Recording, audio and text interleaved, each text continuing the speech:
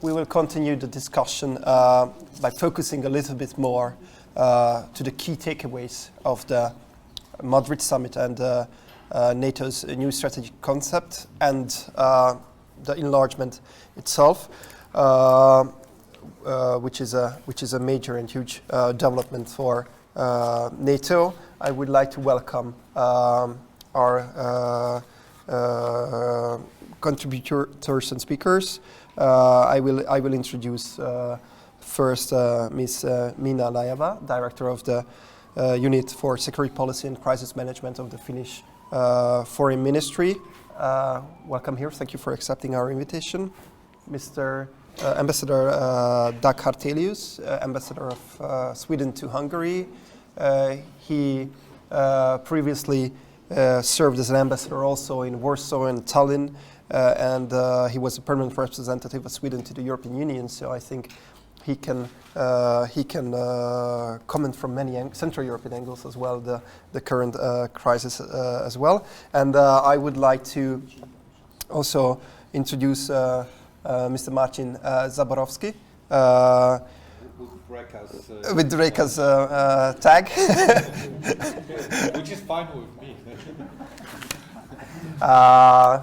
But I think we are very much invite you to this table. He's the policy director of this future of security program at the GLOBSEC in Bratislava. He served previously as the executive director of the Polish Institute for International Affairs and as executive vice president of SIPA. Thank you, Marcin, for joining us here. And my first question would go to Ms. Laajava about how, the Finnish announcement of membership application and how quickly the Finnish public turned from a very low level of support of a potential membership from 24% in the beginning of the year to 76% in May when your Prime Minister announced the application. What happens when the conflict is over? Do you foresee it as a stable support within the Finnish society, as a very quick transition in position? How would you evaluate the accession process? And if you could introduce some of the key tasks ahead of Finnish planners and the army following the accession, and also a little bit introduce what the Finnish membership will mean for Central Europe. How can we work even closer in the future to increase the security of the region and Europe? Thank you very much. It's a real pleasure to be here in Budapest at this conference today, and I look forward to a lively discussion. I think the past 6 months have been really historical for Finland, and I must say that these kind of exceptional events don't happen in every diplomat's career. So I feel privileged to have seen this rapid developments. Of course, Russia's invasion of Ukraine was shocking and unacceptable and brutal in all terms, but it also profoundly changed the existing security architecture in Europe.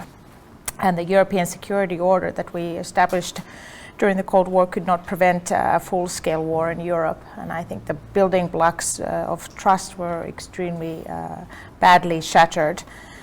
It's clear that the war will have a long-term impact on the European security environment. Of course, this negative development already started in 2014 following the legal annexation of Crimea. And uncertainty and unpredictability have really become a permanent challenge, reflecting on European security. And we also, in Finland, live in this new reality in the Baltic Sea area and Northern Europe. For decades, NATO has been a key actor in advancing European security and stability, and a strong and unified NATO has been in the interest of Europe, but also in the interest of Finland, already during our close partnership with NATO. I think this spring, and especially at the Madrid summit, NATO really took steps to demonstrate unity and decisiveness once again. And we have to hold on to this. The strategic concept adopted, as well as the decisions made at the Madrid summit, will pave the way for the future of the alliance in strengthening NATO's defense and deterrence. Already in 2014, Finland welcomed NATO's enhanced forward presence in the Baltic Sea region, as NATO's presence was seen as bringing stability to our region. NATO, along with the EU and OSCE, are the primary security structures in Europe, and it's extremely important to keep safeguarding these structures. Strengthening transatlantic cooperation is important, as is developing EU-NATO cooperation. Euro-Atlantic security is about shared interests of EU and NATO. NATO also has an important role in defending the rule-based order, international order, and the principles of democracy, individual liberty, and rule of law. Finland and NATO very much share these same values, and Finland is extremely committed to defending the rules-based international systems and the principles of European security going forward. Ladies and gentlemen, until February this year, the combination of a strong national defense capability, a resilient society, a close partnership with NATO, and a network of close bilateral and multilateral defense cooperation arrangements with our partner served Finland well. Finland has been a NATO partner since already 1994 and was a strong contributor to NATO-led operations and missions in the Balkans, Afghanistan, and Iraq. Later, Finland became one of the 6 countries known as the Enhanced Opportunities Partnership Initiative that made particularly significant contributions to NATO operations and other alliance objectives, including exercises and training, as well as cyber and resilience efforts. Especially after the events of 2014, Finland and Sweden started to cooperate more and more with NATO in the so-called 28+2 format, in which the focus of cooperation was specifically on the shared security environment in the Baltic Sea area. This 28+2 cooperation has really made big advances in the past years. Russia's unprovoked invasion of Ukraine really changed the equation for Finland. Our application for NATO membership was a reaction to this fundamental change in the security environment in Europe. Finland had to reevaluate our approach to national and European security. The option to join a military alliance has been in the Finnish government program since 2004. Finland has always retained the right to make decisions regarding her security, and this is a core principle that we will always safeguard and support internationally. The government decided to apply for NATO membership in mid-May. The Parliament at this stage gave this almost unanimous support with 188 votes in favor out of 200, with only 8 MPs voting against this decision. This really highlights the fact that this was a democratic process and driven very much by the people and the popular support for NATO.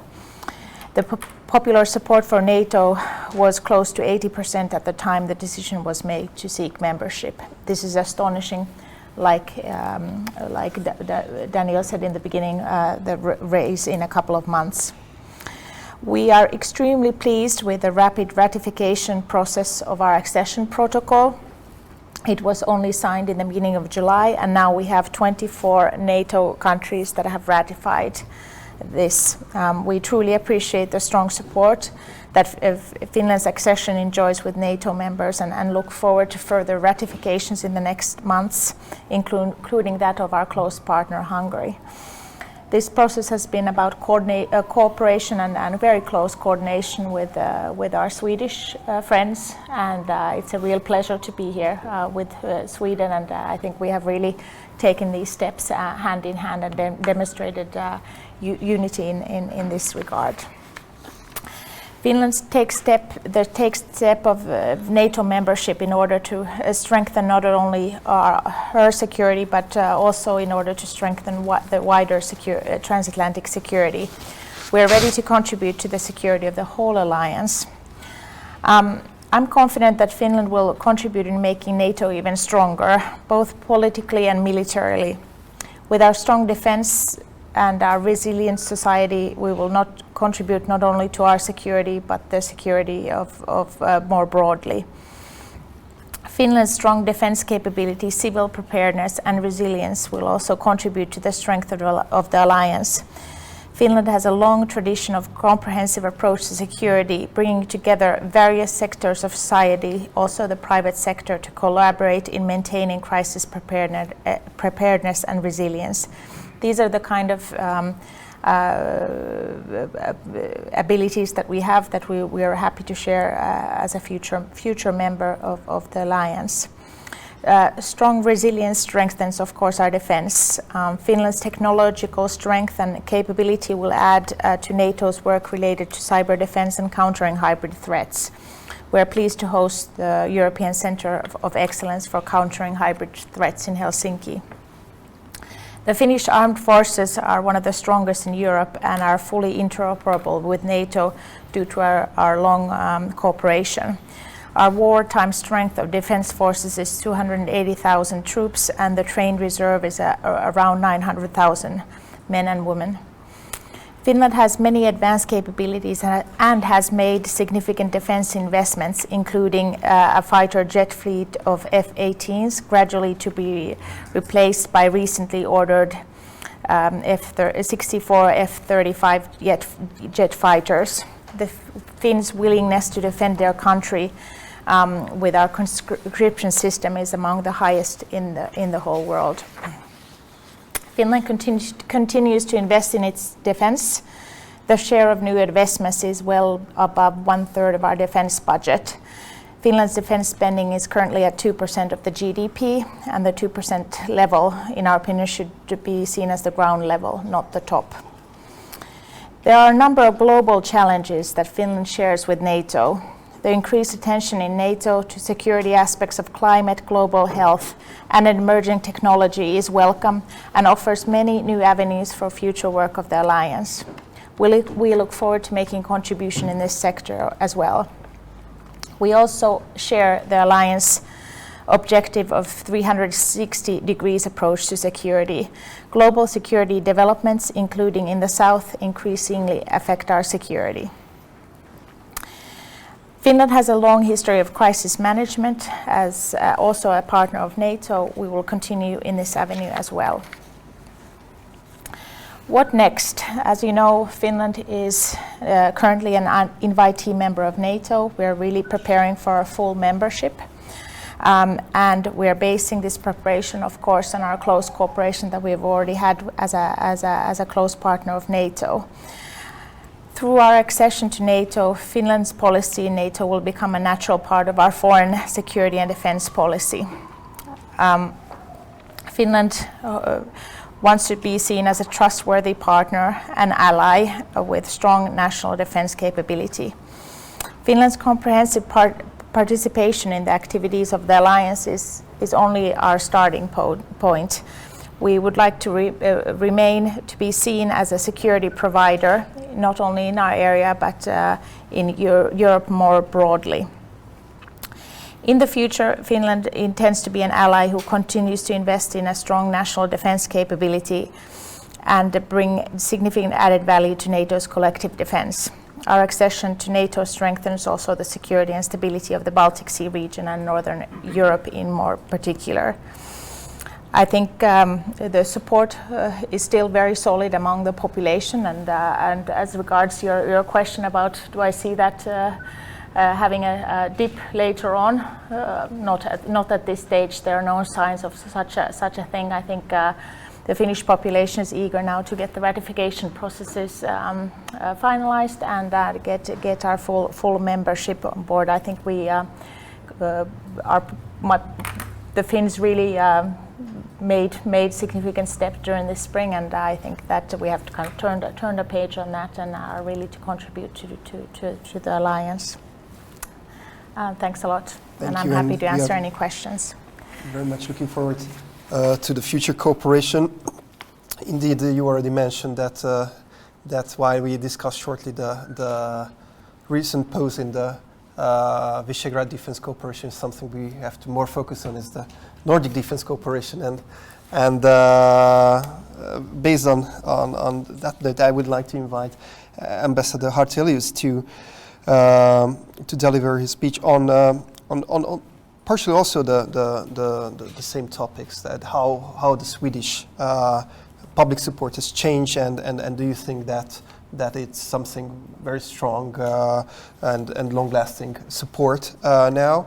What do you think is the greatest benefit of Sweden joining the alliance, and how do you foresee the future cooperation? We already have a very strong defense industrial cooperation in history, and on what other fields do you foresee that this could really boost our cooperation? Thank you, Dániel. First of all, thanks for having me at this conference, and thank you for your questions. I will try to address your questions in three parts. First, sort of the domestic context, why and how it happened in Sweden this rapidly. Secondly, what could be our contribution, not only what we expect from NATO, but also, like my Finnish colleague, what could be our contribution to the alliance. And thirdly, a little bit about the link and the connections to Central Europe. Of course, this is a very important moment for European and Nordic security indeed. As to Sweden, because I think it seemed from the outside world a bit surprising that it went so quickly for both Finland and Sweden to change a traditional security policy course. First, I'd like to stress that Sweden was never permanently or constitutionally neutral. We only had declared neutrality from 1939 to 1945, with the exception of Finland, where in relation with which we were non-belligerent in order to send support, material and personal support against to Finland with its war against the Soviet Union. But we've been military non-aligned for more than 200 years, but for simply only pragmatic reasons. So at the same time as we had this military non-alignment, we've been deeply anchored in the Western and transatlantic cooperation also during the Cold War, when our defense spending was between 3 and 4% of GDP, by the way.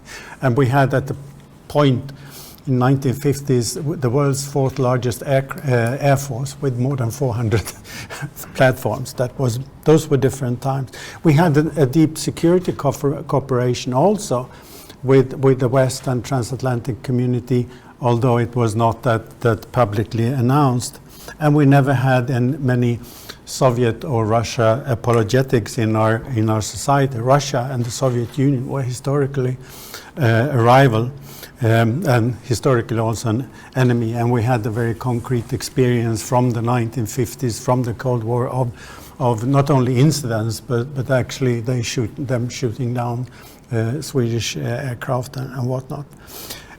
What happened now, I would say, was not the beginning of a process. This was a process stemming from a rising awareness over the last, I'd say, more than at least 15 years.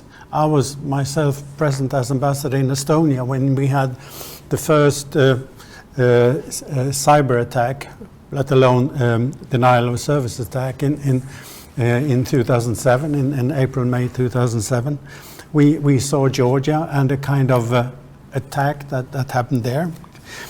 Crimea, of course, was an extremely important point for all of us in 2014. And what we saw at this roughly the same time, we could also register a much more aggressive, assertive military behavior close to our borders, sometimes across our borders, and a number of incidents happening.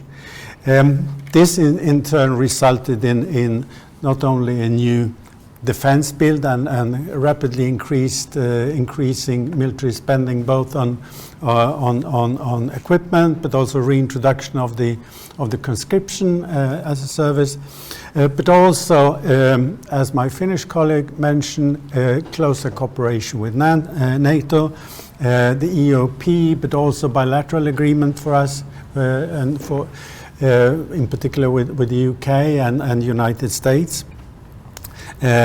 We introduced joint exercises in 2017. We hosted a huge exercise Aurora on our soil with the participation of NATO troops, including the Americans, and we've continued with these kind of exercises over the last years. We are now also increasing our defense budget towards the 2%. We're not there yet. And as was said, during this whole process, we've also deepened the bilateral defense and security cooperation with Finland. It's extremely close. So I would say that people were mentally prepared when February 24th happened. It turned out that also the politicians were prepared. Because what happened with the Russian attack on Ukraine, well, it was a trigger, it was a shock to all of us in Europe and North America. And a little bit, well, pretty much like in Finland, within less than 3 months, we had a new security policy assessment. We had an agreement with Parliament. We were working closely in coordination with Finland, and we had a decision, politically and democratic decision, to apply for membership in NATO. And today, opinion polls show that support is rising. A couple of weeks ago, it was 58% in favor, 18% against. And when we had the national elections 2 days ago, it turns out that 88% of the electorate voted in favor of political parties supporting NATO membership. So I would say it's a very solid and strong support. It turned out to be a natural further step for us in a deteriorating security environment. So that's about the domestic background. Now, sort of the sales pitch, or what will we contribute to NATO? Because of course the rationale for applying was that it could enhance our security situation in the north of Europe in the new environment. But also we tend to see ourselves as a security provider, security producer. And just to give a few examples, the obvious, of course, is the land and sea territory, including the island of Gotland, which is not out of significance when it comes to the Article 5 elements with regard to the Baltic countries, for instance. But also the armed forces, our ground forces are not by far as big as the Finnish ones, but we have a strong air force and modern air force. We have submarine capabilities that are pretty unique to the Baltic Sea. We have substantial intelligence capability with strong experience from the Cold War, and more recently, and also in the cyber sector.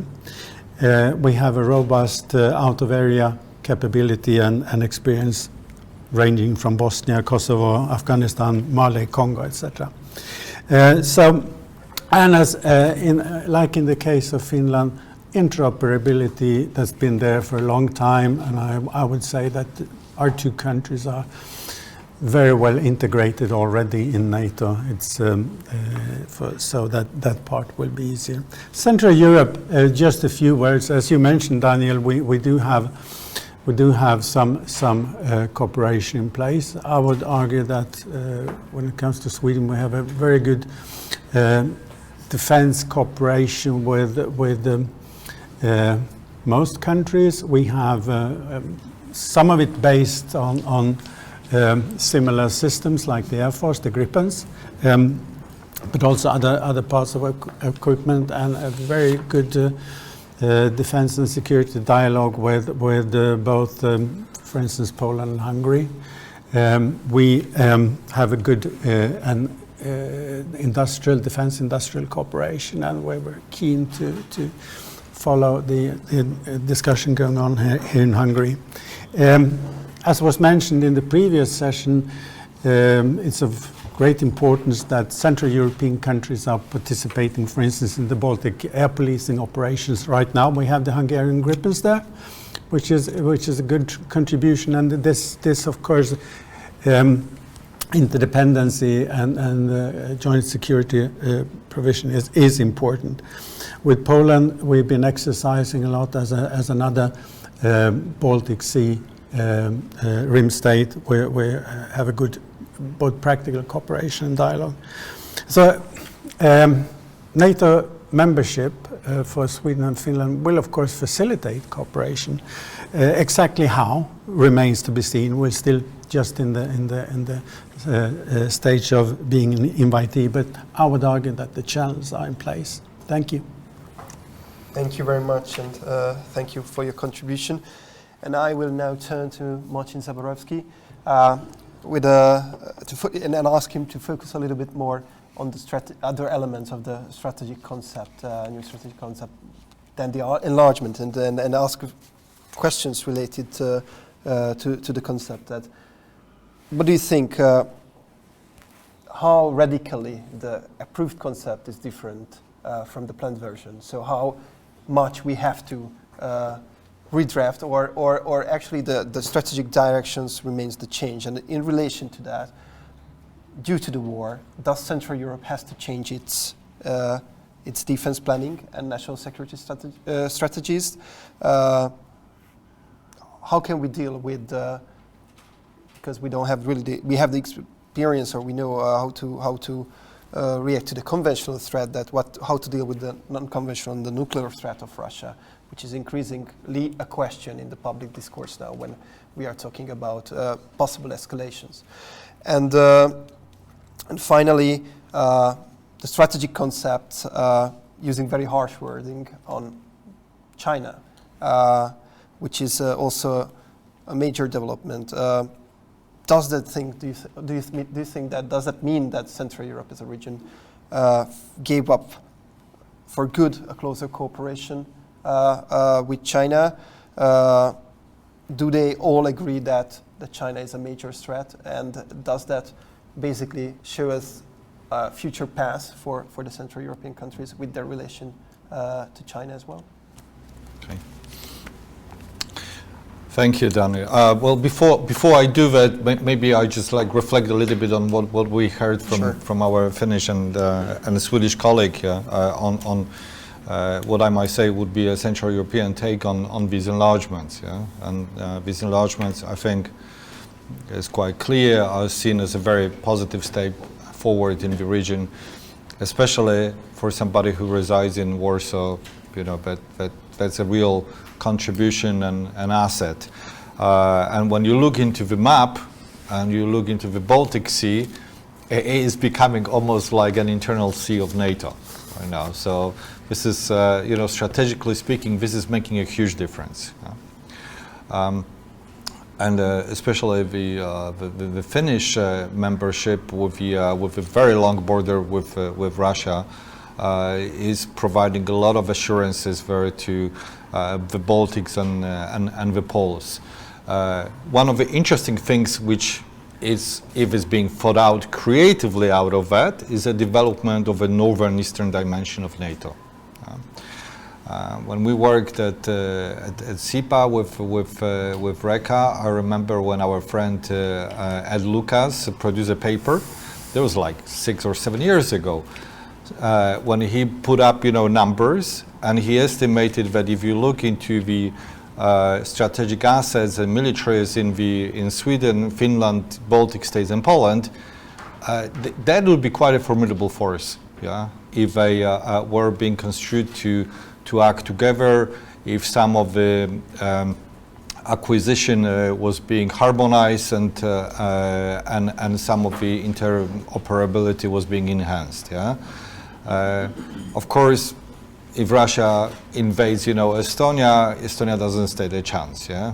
But if Russia invades Estonia and is confronted by the northern eastern dimension of NATO, that would be a very different story.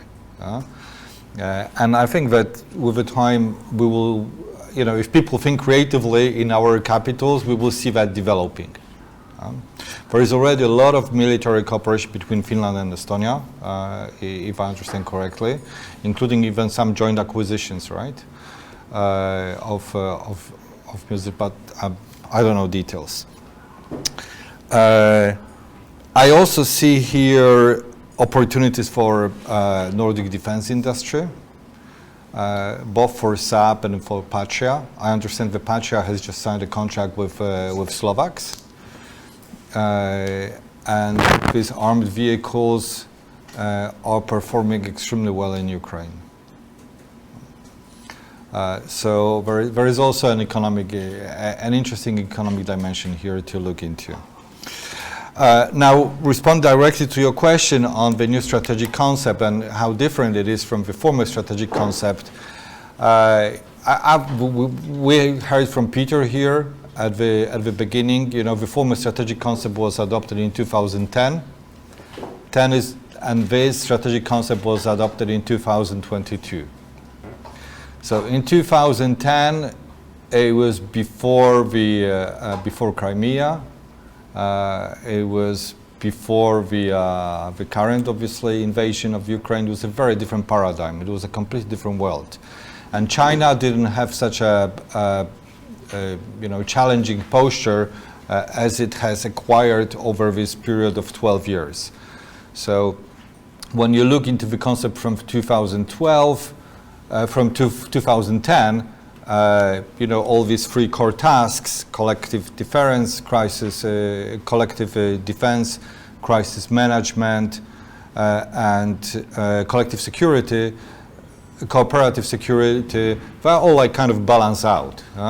And defense that didn't particularly stand out. So now we are in a completely different paradigm.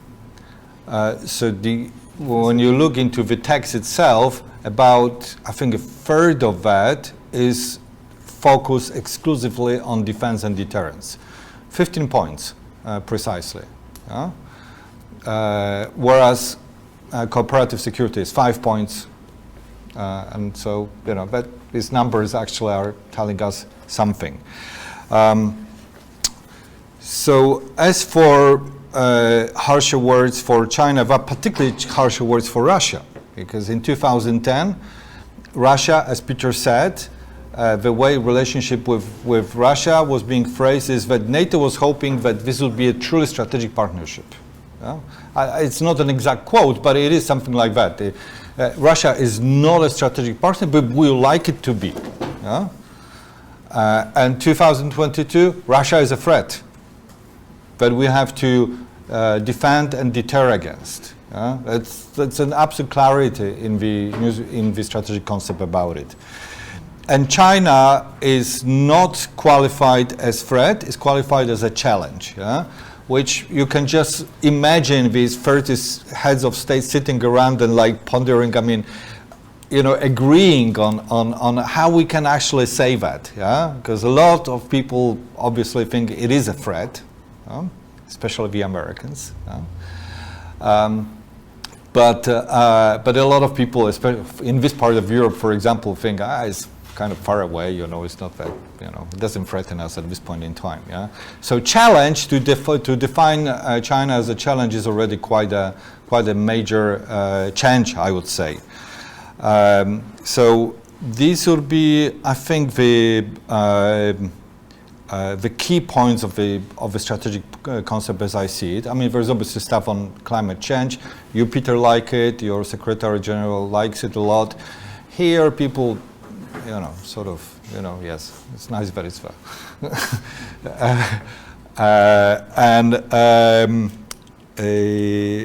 One thing which is, however, missing from the strategic concept, it doesn't say a great deal about what we're going to do for Ukraine. And Ukraine, at the end of the day, is a partner of NATO, an official partner of NATO.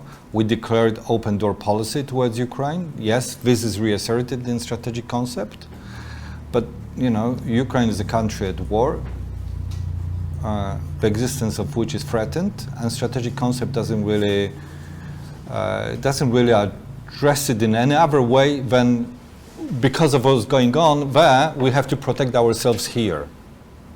So it's, if I were Ukrainian, I wouldn't be that happy with what I see there, if you know what I mean. Yeah. So, and I stop here, if I can.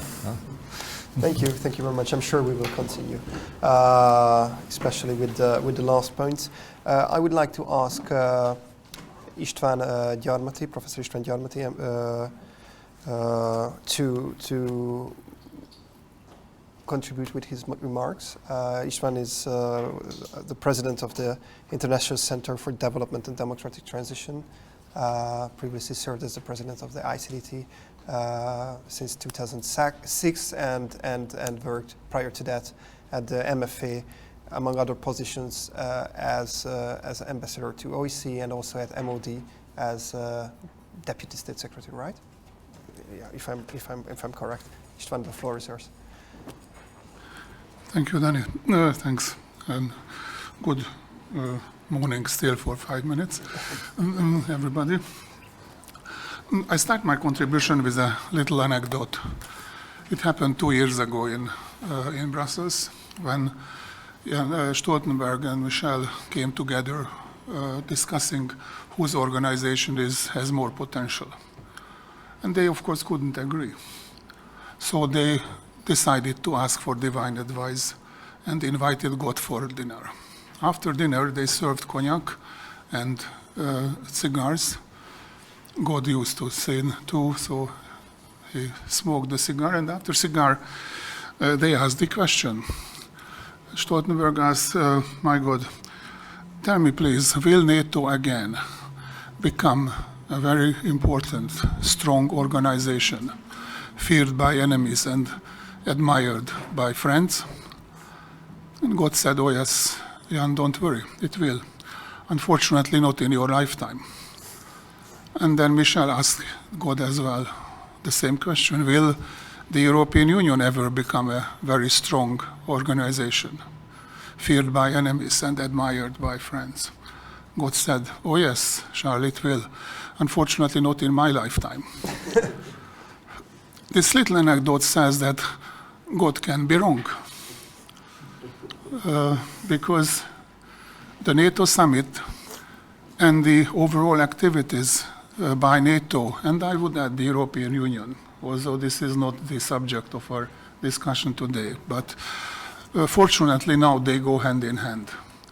It's not the Berlin formula, it's the war that brought them together. So NATO has come to an end of decline, because NATO has been in decline, let's admit, for about 30 years. Now it's the end of that.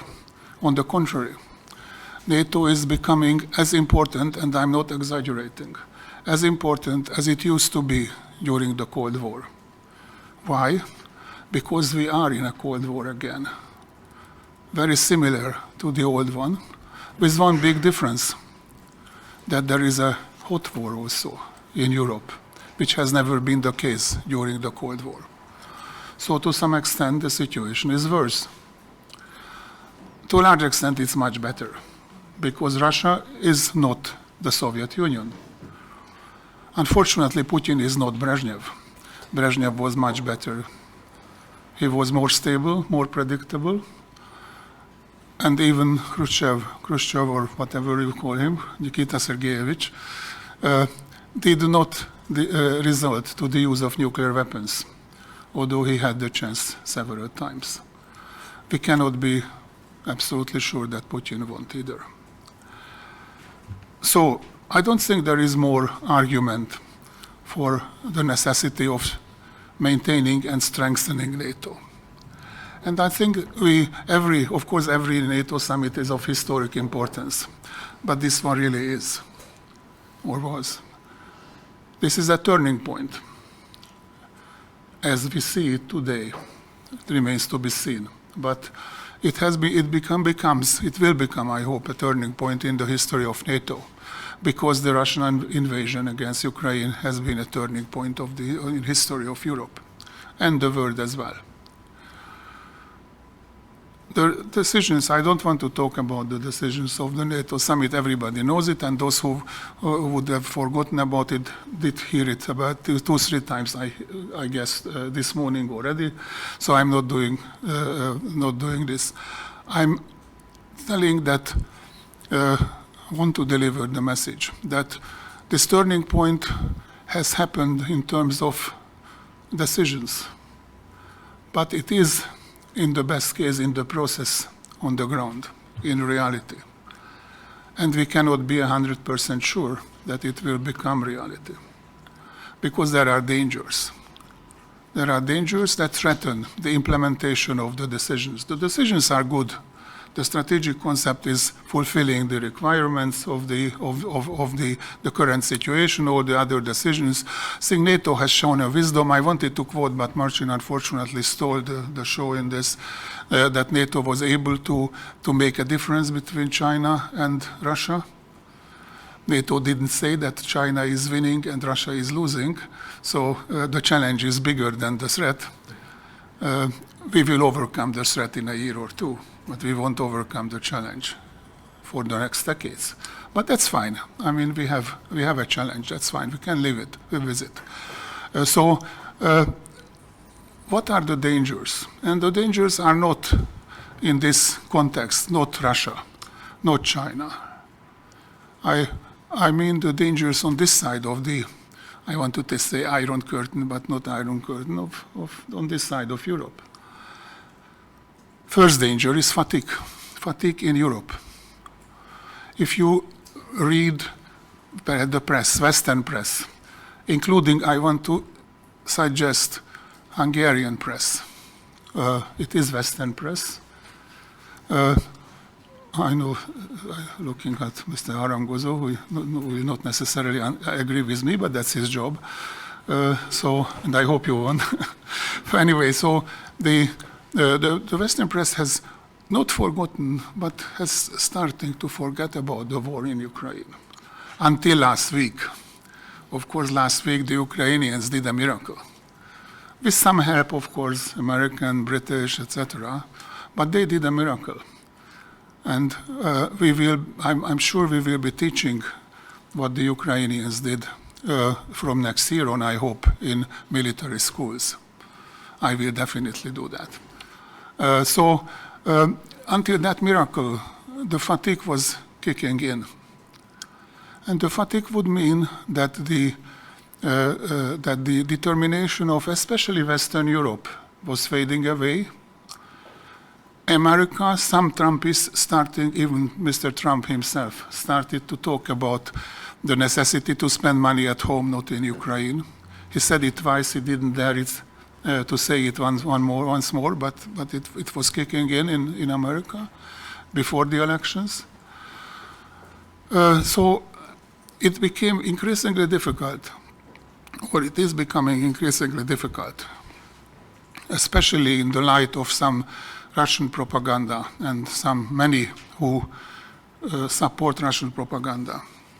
I don't need to prove it in Hungary, but if you look at Mr. Marsheimer or some others, Germans, French, you see that some people started again, Mr. Shorop, started talking again, oh yeah, Putin is an aggressor, but we have made a lot of mistakes that made him, left him no choice, and we need to start talking to him, Macron even calling him today. So fatigue was kicking in because the sanctions, and for especially the reasons for the sanctions, the war, but many other issues are making life much more difficult in Europe.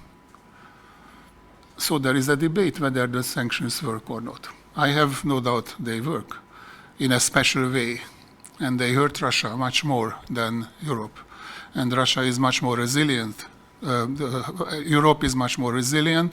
The Russian public is much more resilient, but Europe is much more resilient than Russia. But the main problem is not that. The main problem is that we see some rise of some extremists in Europe. And I mean people who reinterpret democracy. Nobody is telling I'm not a Democrat. That's not fashionable. But I'm a very special Democrat. Whatever. I think every adjective to democracy is limiting. It's even liberal democracy is limiting the word. There is only one that I can accept, which is pluralist democracy. All others are limiting the meaning of democracy, but it's kicking in. Governments are coming in, and some political parties. I'm not talking about Sweden. I told yesterday in a TV interview that the so-called rightist opposition to become government in Sweden will be much more socialist than most of the European socialist governments still. So I'm not afraid of Sweden, but there are some others. I don't want to name Italy or others, but so there are some issues, and that's a real danger. It's a danger to democracy, and through that, it's a danger to our unity in the fight against Russian aggression. The second one is economy. It's fine to compare that our economy is doing better. We are growing 1% and Russia is declining 10%. But I don't think the average Hungarian or German or French does care about it. We need to find a way. And we need to find out how to deal with it. Brent oil is at $82, lower than before the war. Grain is lower than before the war. The price of gas has halved from 350 to less than 200 in the past week.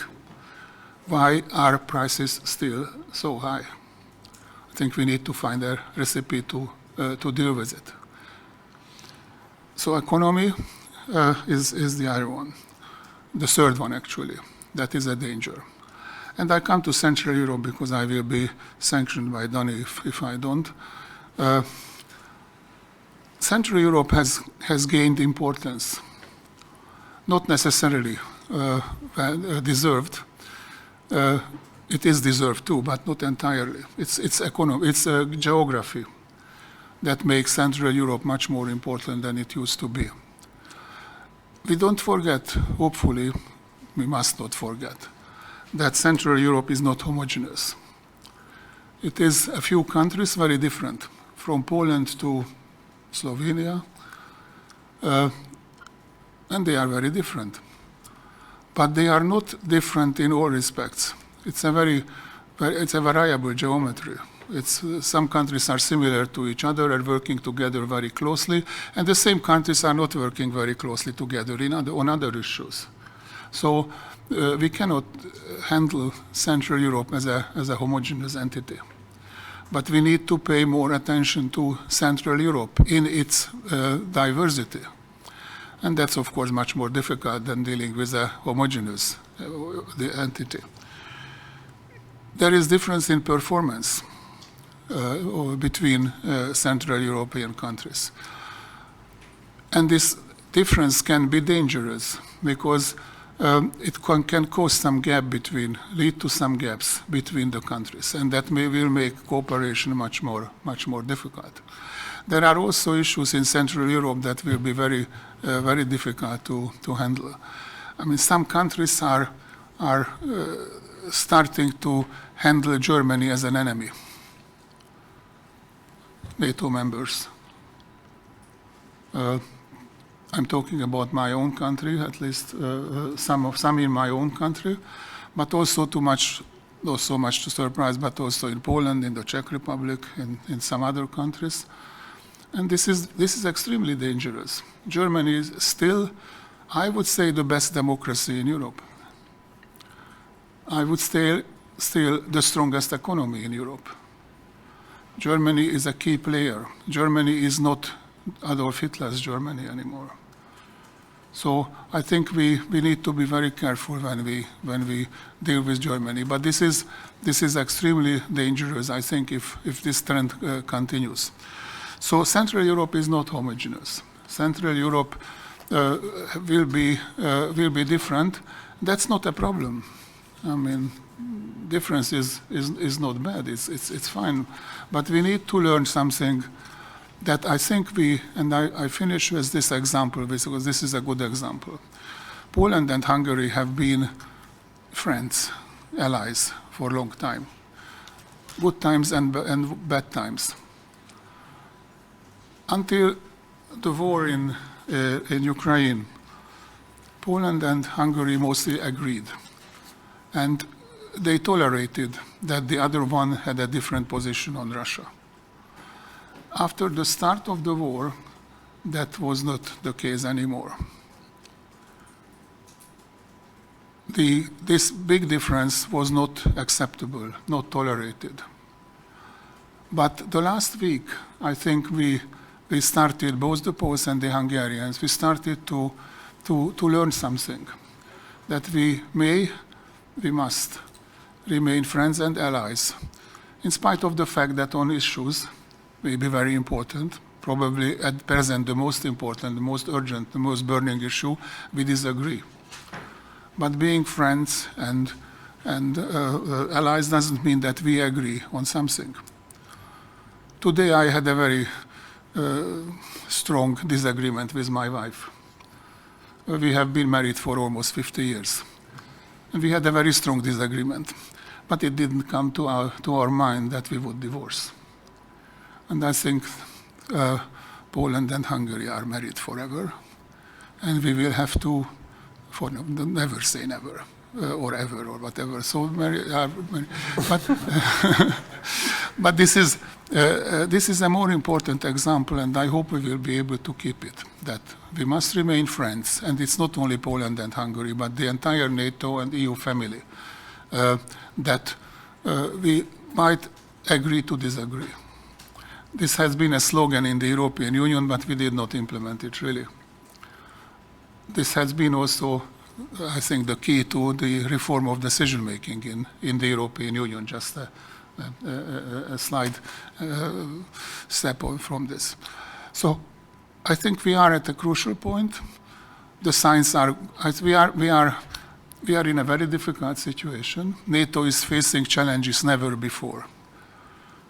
More than during the Cold War, because the challenges are much more multifaceted. It's not only the Soviet Union, it's many more things that threaten NATO, but we have much better capabilities to deal with all that. And Central Europe will play, want it or not, like it or not, an important role in creating and solving the problems. So this conference is very timely.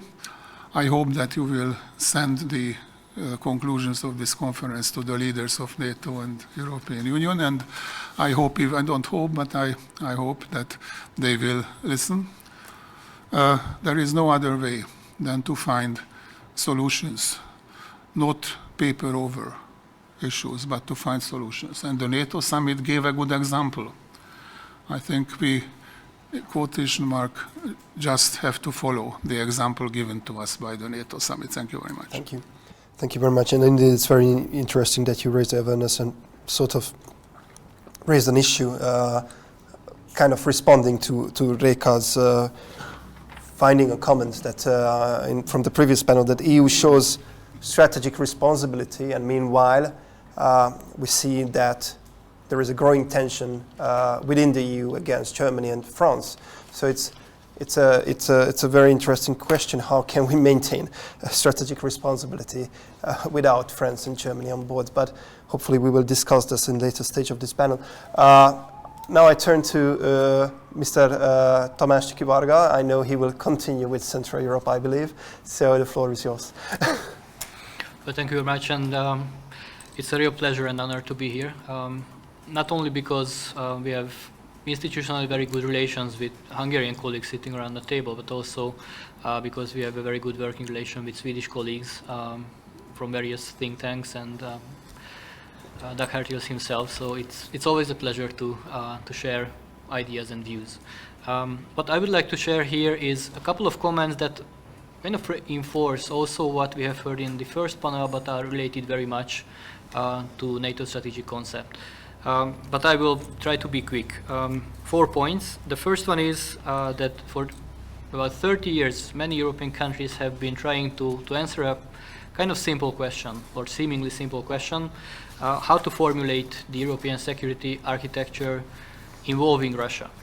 After February 24, actually we have seen a turn, and now many European countries think about how to formulate European security architecture versus Russia. So much of the emphasis is put on Russia as a threat, and this is something pointed in the new strategic concept, and this is a qualitative change from being a partner to being a threat. The second point I'd like to make is that this also foreshadows, as we see things now, a long-term kind of disengagement with Russia. It doesn't have to be literal disengagement, but the end of any kind of constructive relation. So things are bad and will remain bad for the mid to long term, in my opinion. Of course, it can be debated. But I very much agree with what András Rácz was saying, that there is no return to the status quo ante. And in this troubled relation, Central Europe is going to remain we can call it contested borderland, as Wes Mitchell has coined it. And this situation, the geopolitical or geostrategic position of our countries, also means that there is more and more limited room for maneuver in between Russia and the rest of Europe. As a situation is getting worse, or the worse the situation gets, the smaller room for maneuver will be available for countries. And this is something that we need to keep in mind. The fourth point is a qualitative change, and this has been not so much emphasized with relation to the new strategic concept, but this is something that happens in practice. Prior to the war, NATO was formulating deterrence by punishment measures, which means that NATO was trying to prevent the war through political pressure, diplomacy, economic issues, many other things. We can say through hedging. But now the new strategic concept puts emphasis on deterrence by denial, strengthening military capabilities in these very countries of the eastern flank. And this is something that is built on the lessons learned from Ukraine, that if countries of the region are able to defend themselves, then it helps the joint effort of NATO as a whole. And of course, it creates an opportunity for the US to limit its continuous presence. Now, a couple of questions related to these points that I made. We have seen, we can sense a certain trend in some countries of Europe or in Central Europe, a trend of anti-Americanism, which is something that might be targeted or could be targeted because directly or indirectly it might also impact our relation to NATO and the functioning of NATO. The question is that should we do something about this or not? The second question is that we are in a rather favorable position. We have been in the past 3 years. So despite COVID, despite all the economic hardships, defense spending trends for the past couple of years, practically since 2015, have been increasing, providing the solid financial and economic foundations of defense modernization programs. The question is whether this will remain when we face the likely energy and economic crisis that is coming towards us. So will we have the financial and economic potential to support defense modernization programs next year, for example? The third question is related to the solidarity and our will to commit to Article 5, because if you also take a look at the public opinion surveys, of course NATO is popular, but if you ask a different question, are you willing to protect your allies? Should your national armed force go and protect other allies? Then the commitment, popular support is not so high. Not so high means, for example, in case of Germany, 40-something%. That's not the majority. So that should or could be maybe also addressed. The fourth question is, very briefly, NATO has decided to develop a new force model, increasing vastly the available forces for defense and deterrence. The question is how it will be filled. But of course, this is something more for the force planners, so I don't want to go into details. The last point I would like to make, and regarding the security situation in the region, is that the new strategic concept can be, or in my opinion, should be interpreted as not only the foundations, but the kind of framework of a new transatlantic bargain. And this new transatlantic bargain means that the security and political cooperation that we have enjoyed for decades between the two pillars of the North Atlantic are likely to grow two more pillars. One is technology, the other is energy. Not only with the US, but with Canada as well. So this is something that could be used by European countries, and this should re-energize the transatlantic bond as we know it. Very last and very briefly, what can we learn from our Finnish and Swedish, well, I would say partners and soon to be members in NATO? Well, first of all, I think the societal embeddedness and support of defense, also in terms of self-defense capabilities and territorial defense, the mobilization of public support behind this defense and the commitment. This is something that many countries, including Hungary, should really take a close look at and learn from this. We can say we can learn how to take defense seriously.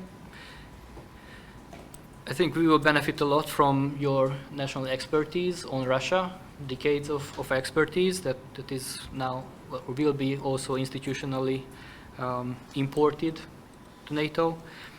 We should learn about your measures in resilience, countering any kind of possible Russian hybrid measures that we have seen in the past couple of years. And of course, as Dániel already hinted, we should learn about how you manage to deepen NORDEFCO, so the Nordic Defense Cooperation, because that could be a model for Central European defense cooperation as well. So these are the quick points that I wanted to make. Thank you. Thank you, thank you. I would only add one thing, that maybe we should add that public opinion polls shouldn't take seriously until the real life testing them, because as shown in the case of these countries, that seemingly Western democracies tend to change the public opinion very quick. So hopefully the support of the NATO Article 5 in public opinion would be, if it would be tested, it wouldn't be so bad the picture in the European level. And now I would like to give the floor to Tamás Baranyi, Deputy Director of the Institute of Foreign Affairs and Trade. Tamás, please. Okay, thank you very much. And thank you, Dániel and Tamás, for inviting me to this very enriching conversation. I try to cut myself short because I think I'm almost the only one that stands between the lunch and you guys. So I really I take the responsibility to try to be short. And I'm also lucky to a certain degree because those other contributors actually killed a lot of my points. So I would mainly just re-emphasize them in my own wording. So with regard to the prospect of NATO accession of Sweden and Finland, I think we are gaining a great asset, but also losing a great asset. A great asset is Sweden and Finland, who are NATO members, and the great asset we lose is Sweden and Finland, who are neutral. But obviously, this is a situation that was engendered by Russia, and this is there is no way to undo it right now. And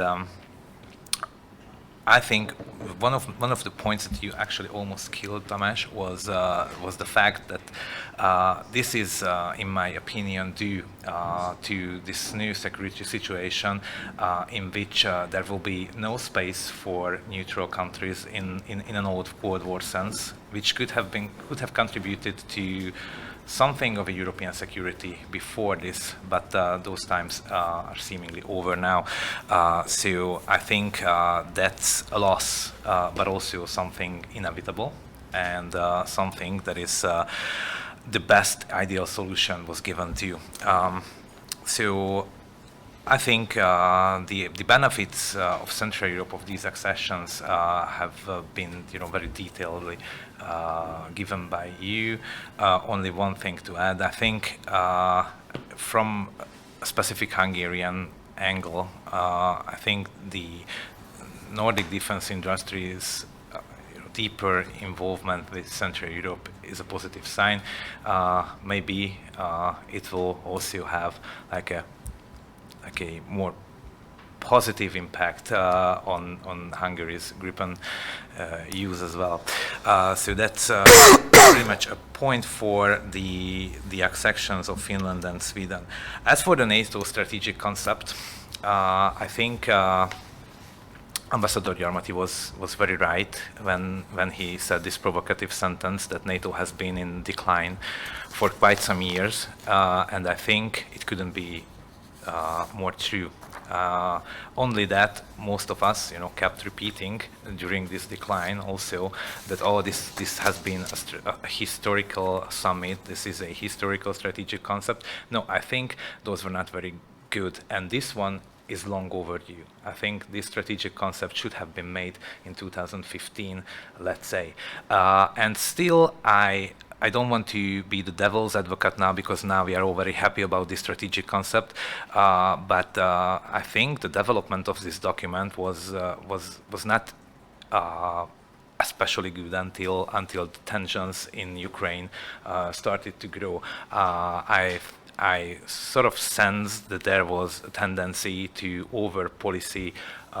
to overburden the whole thing with a policy approach that is not political. What we had at the end is like a political reaction to Russian aggression and Russian advances, and I think the very fact that there is this heavy weight of deterrence and defense in the document is something very good, but also something very long overdue. I also completely agree with the assessment that at the same time we have also tendencies of disunity in a political level among European countries. Germany was named as such, and also I think the differences in strategic outlook are increasingly visible in some of the debates. But for now, we have been, we like NATO has been doing a great job to still maintain this unity. But I would also raise the attention to the fact that this strategic document is purely political in the meaning that it doesn't have like military stipulations. Obviously, because it would have been too detailed not to engender a discussion in Madrid. So there are still inter-alliance tensions to deal with, and they are expected to rise, and I think this is something that we should pay close attention to. And my third point is the transatlantic dimension, because there is also a fairly recent national defense strategy of the United States, which names China as the most important adversary of the United States, and the NATO strategic document doesn't do so. It names Russia, and it has a much milder wording vis-a-vis China, and that's a difference. And I think that difference is also something we have to pay close attention to, and we have to deal with this, especially given the fact that obviously, European countries are the ones who are closer to this security challenge, and Europe has vowed to diversify its energy sources in order to be like more resilient to Russian threats, and also to a military build-up. But my My devil's advocate piece of idea here is if there is also a tendency within the alliance to be like more assertive vis-a-vis China, could make a lot of difficulties for those plans, because with China also being an adversary, I think Chinese raw materials and the lack thereof would negatively affect both our efforts. And so this is something of a rift between the United States and Europe. And again, of course, it's not something extremely serious, but we have to pay attention to, and we have to be very careful in dovetailing those interests of us, which are slightly different at this time. So this is my third point. I think this is very important, and it gets more and more important in the future. Thank you very much. Thank you, Tamás. Unfortunately, we are running out of time, but I would like to keep 1 or 2 minutes for any questions and comments if anybody has. András, you have? Thank you. I'd just like to ask a short question both to Minna Laajava and Ambassador Hartelius. Now with Finland and Sweden hopefully soon joining the alliance, what kind of measures do you expect from Russia as a reaction to Helsinki and Stockholm's accession, either along the 1,300 kilometers of Finnish-Russian border, or let's say in the Baltic Sea or in the Arctic? Thank you. Do you want me to go first? Okay. Thank you, Anders, for the question. And this was, of course, something that was raised in the public debate and in the political debate already in the beginning of the year in connection with the discussion on possible NATO application. I think the answer was, and the assessment was, that we would expect what we are seeing and expecting anyway, because that's the regular Russian behavior that we've seen when it comes to cyber operations, military operations, trying to create fear. But at the same time, this said, and we do have some experience from that over the last, I could say, even decades. I think what was really interesting was that in the debate, in the public debate, the response was that this will not affect us. There was the kind of verbal threats that was emanating from the Russian side almost provoked precisely the opposite. We have our freedom. No one will affect us and our decision making. We're not afraid. We are concerned, but we're not afraid.